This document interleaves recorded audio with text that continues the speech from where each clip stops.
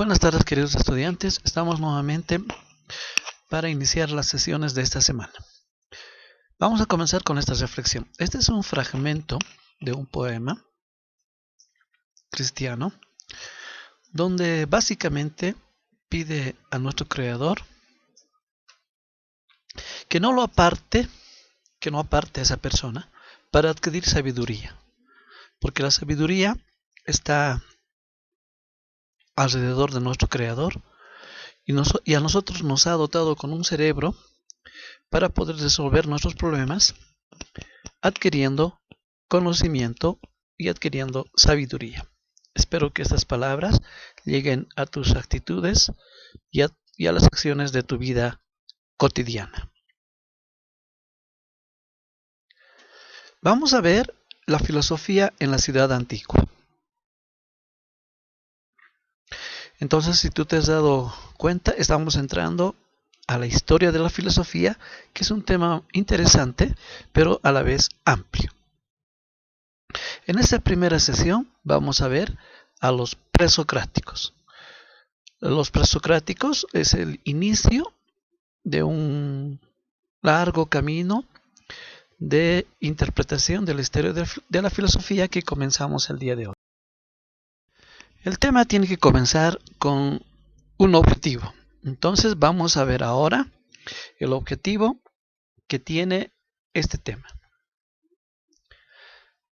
Conocemos y analizamos las características del ejercicio filosófico de los presocráticos. Vamos a conocer a los presocráticos y también vamos a hacer algunas actividades para reforzar el conocimiento de los presocráticos. Estamos iniciando la historia de la filosofía. Bueno, ¿quiénes eran los presocráticos? Aquí tenemos el nombre de varios de ellos.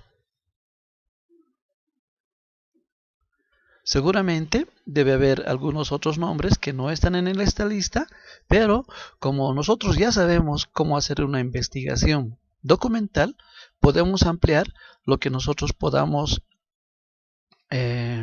encontrar en una investigación documental para tener un conocimiento claro y preciso de quiénes eran los presocráticos e iniciar un estudio de la filosofía.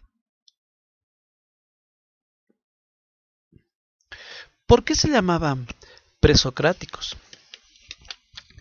El adjetivo presocrático se usa en los sistemas filosóficos y a sus exponentes, a los filósofos, que existieron antes de Sócrates. Pero este adjetivo de presocráticos no solamente duró antes de Sócrates, sino que también se usaba el mismo término de presocráticos durante la existencia de Sócrates e incluso luego que Sócrates dejó de existir, porque los conocimientos de este filósofo eran tan importantes y fundamentales para el crecimiento de la filosofía. Entonces, la influencia de Sócrates podemos deducir que empezó aproximadamente desde el siglo XII antes de Cristo. Sin embargo, una característica principal de los presocráticos es que en su filosofía, en su actividad cotidiana del conocer, no planteaban todavía el problema concerniente al fin y a la misión que tiene el hombre, que tiene el individuo, a la relación entre el pensar y el ser, a la dialéctica que tiene inmerso el pensar, y se limitaban a echar las bases de la teoría de la naturaleza acerca del cosmos, de la realidad sensorialmente perceptible y objetiva. Todos estos problemas se resolvían precisamente desde el punto de vista de ese cosmos sensible formado por la cantidad de elementos que tiene justamente ese mundo sensible.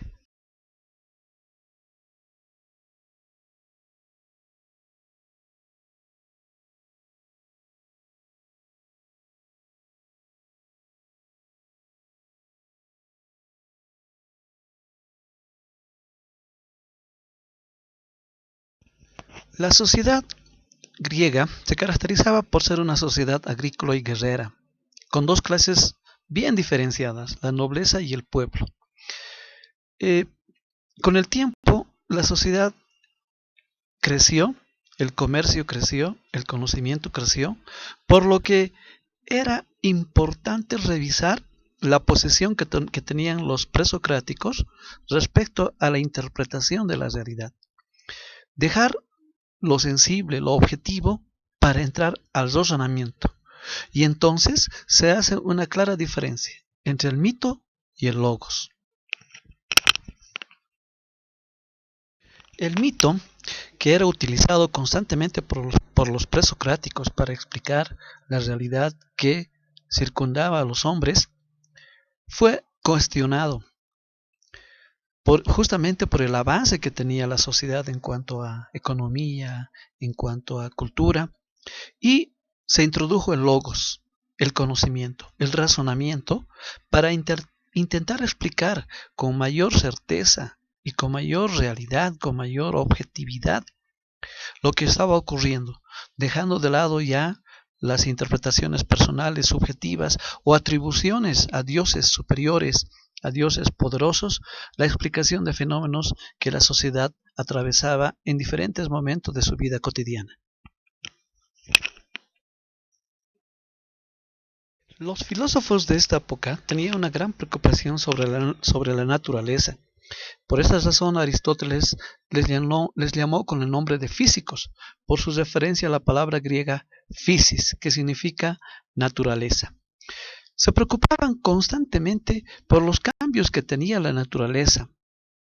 Los presocráticos se asombraban frente a una serie de elementos que continuamente estaban transformándose, y entonces buscan la necesidad de conocer algo permanente que no cambie, o sea, que permanezca por encima de todo cambio.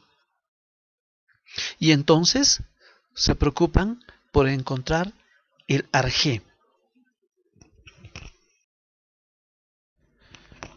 El arjé era la preocupación principal de los presocráticos, el origen de los elementos de la naturaleza. Pero para entender el arjé tenemos que resaltar dos aspectos importantes.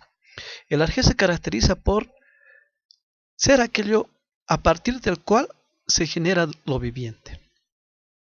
Para Tales de Mileto, por ejemplo, será el agua, y así sucesivamente. Y el sustrato permanente de los seres, que no desaparece, solo se transforma. El sustrato, el lugar donde están los seres, las características fundamentales que tiene un ser vivo. Entonces, el arjé era la preocupación principal de los presocráticos. En esta preocupación de los presocráticos por encontrar el arjé, encontramos a los monistas, a los dualistas y a los pluralistas. Los monistas consideran que la naturaleza se ha originado a partir de un solo elemento. Y tenemos 4 elementos que ellos mencionan. Es el agua, el apeirón, el aire y el fuego. Cada una de estas con los filósofos correspondientes, y que tú puedes profundizar este conocimiento a partir de las lecturas que te estoy enviando. Los dualistas, que son los pitagóricos, plantean que existe una armonía cósmica entre la naturaleza y los principios matemáticos. Los pluralistas consideran que el origen de la naturaleza está en varios elementos. Y, por ejemplo, plantean que es el agua, el aire, el fuego, en conjunto, los que originan los elementos de la naturaleza. Otros postulan que son una serie de elementos que los llaman átomos. Y así, de la misma manera que los monistas y los y los pitagóricos, tú puedes encontrar mayor información de, de los pluralistas, especialmente de Anaxágoras, Demócrito y Empédocles, en el texto.